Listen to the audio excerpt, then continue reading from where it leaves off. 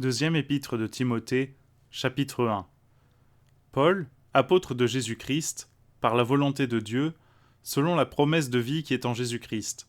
À Timothée, mon fils bien-aimé, que la grâce, la miséricorde et la paix te soient données de la part de Dieu le Père et de la part de Jésus-Christ notre Seigneur. Je rends grâce à Dieu, lequel je sers dès mes ancêtres avec une pure conscience, faisant sans cesse mention de toi dans mes prières nuit et jour.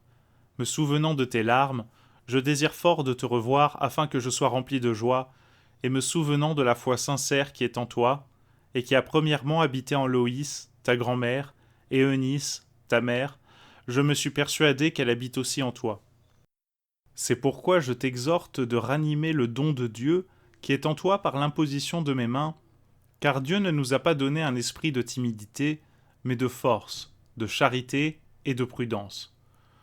Ne prends donc point à honte le témoignage de notre Seigneur, ni moi qui suis son prisonnier, mais prends part aux afflictions de l'Évangile, selon la puissance de Dieu, qui nous a sauvés et qui nous a appelés par une sainte vocation, non selon nos œuvres, mais selon son propre dessein, et selon la grâce qui nous a été donnée en Jésus-Christ avant les temps éternels, et qui maintenant a été manifestée par l'apparition de notre Sauveur Jésus-Christ, qui a détruit la mort, et qui a mis en lumière la vie et l'immortalité par l'Évangile, pour lequel j'ai été établi prédicateur, apôtre et docteur des gentils.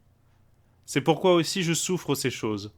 Mais je n'en ai point de honte, car je connais celui en qui j'ai cru, et je suis persuadé qu'il est puissant pour garder mon dépôt jusqu'à cette journée-là. Retiens le vrai patron des saines paroles que tu as entendues de moi, et dans la foi et dans la charité qui est en Jésus-Christ. Garde le bon dépôt par le Saint-Esprit qui habite en nous.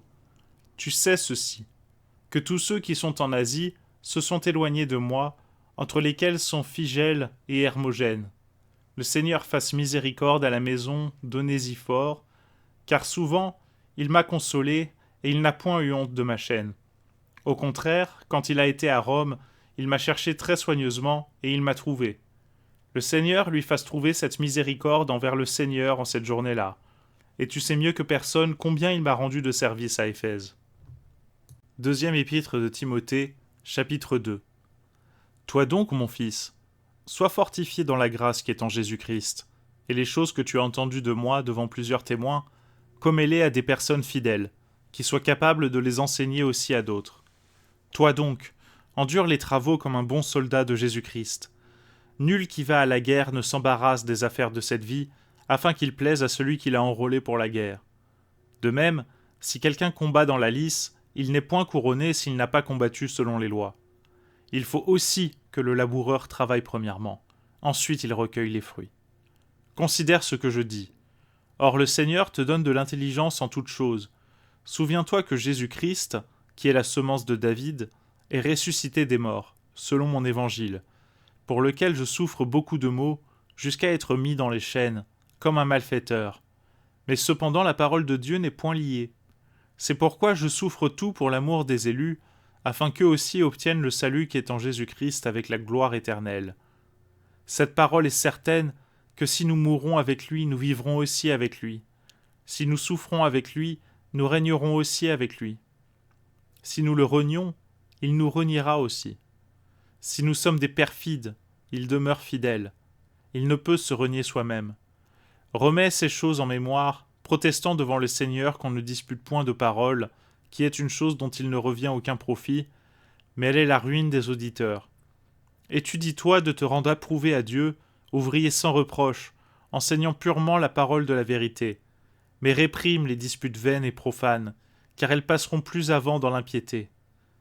Et leur parole rongera comme une gangrène, et entre ceux-là sont Hyménée et Philette, qui se sont écartés de la vérité, en disant que la résurrection est déjà arrivée et qui renverse la foi de quelques-uns.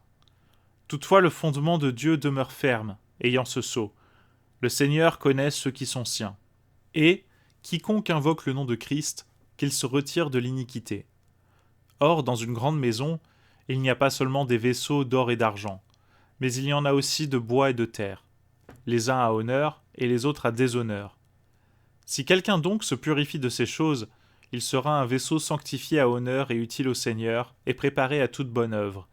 Fuis aussi les désirs de la jeunesse, et recherche la justice, la foi, la charité et la paix avec ceux qui invoquent d'un cœur pur le Seigneur, et rejettent les questions folles et qui sont sans instruction, sachant qu'elles ne font que produire des querelles.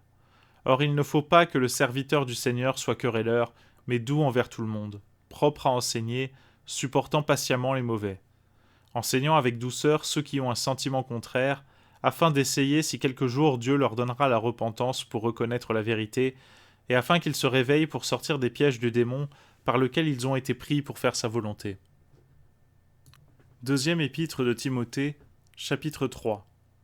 Or sache ceci, qu'au dernier jour il surviendra des temps fâcheux, car les hommes seront idolâtres d'eux-mêmes, avares, vains, orgueilleux, blasphémateurs, désobéissants à leur père, à leur mère, ingrats, profanes, sans affection naturelle, sans fidélité, calomniateurs, incontinents, cruels, haïssant les gens de bien, traîtres, téméraires, enflés d'orgueil, amateurs des voluptés plutôt que de Dieu, ayant l'apparence de la piété, mais en ayant renié la force. Éloigne-toi donc de tels gens.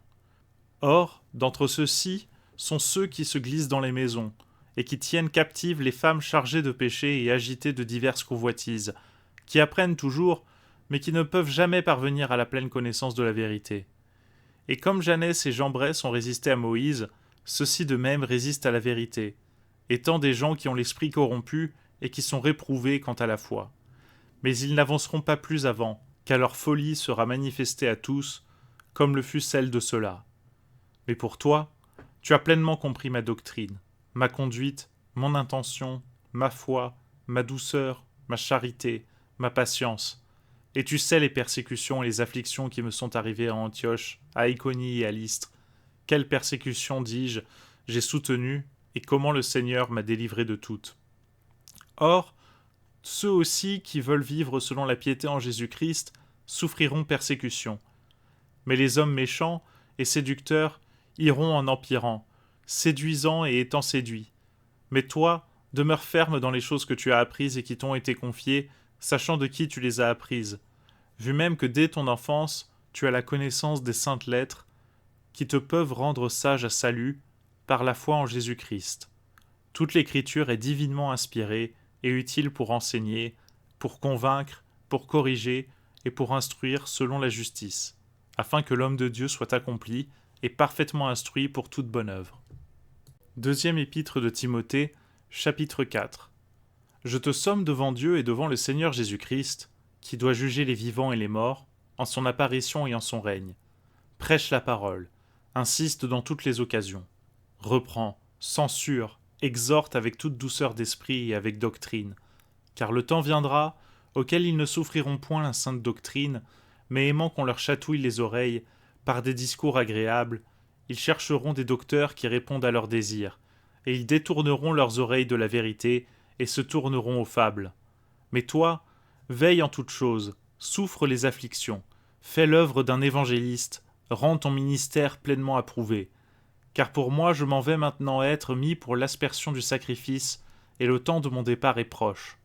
J'ai combattu le bon combat, j'ai achevé la course, j'ai gardé la foi. Au reste, la couronne de justice m'est réservée et le Seigneur, juste juge, me la rendra en cette journée-là. Et non seulement à moi, mais aussi à tous ceux qui auront aimé son apparition. Hâte-toi de venir bientôt vers moi, car Démas m'a abandonné, ayant aimé le présent siècle, et il s'en est allé à Thessalonique. Crescent est allé en Galatie, et Tite en Dalmatie. Luc est le seul avec moi. Prends Marc, et amène-le avec toi, car il m'est fort utile pour le ministère. J'ai aussi envoyé Tychique à Éphèse. Quand tu viendras, apporte avec toi le manteau que j'ai laissé à Troas, chez Carpus, et les livres aussi, mais principalement mes parchemins. Alexandre le forgeron m'a fait beaucoup de maux.